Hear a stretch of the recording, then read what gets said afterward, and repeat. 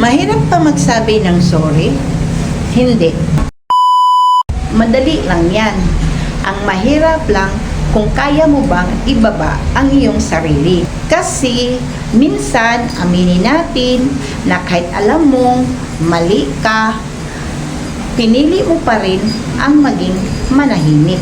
At minsan naman na alam mong tama ka, ayaw mo pa rin mag-sorry. Kasi feeling mo talo ka. Pero tanungin mo ang iyong sarili. Alin ba ang malaga?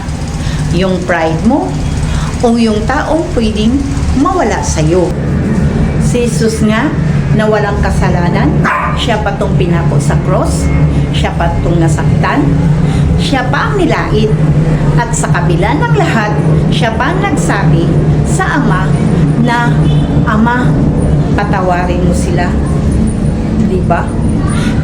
Kung gaano niya tayo kamahal, kung gaano niya tayo pinapatawad. Hindi niya pinaglaban kung sino ang tama.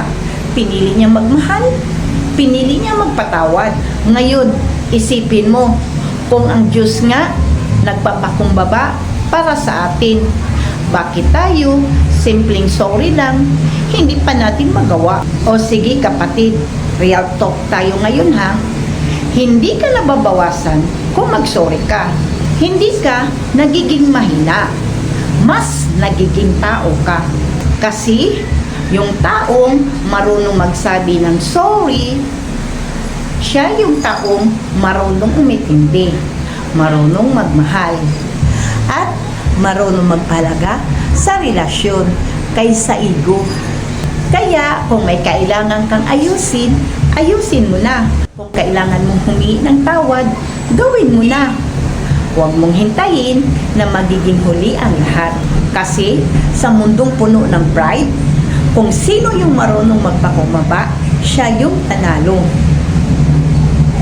Paki-share. Salamat.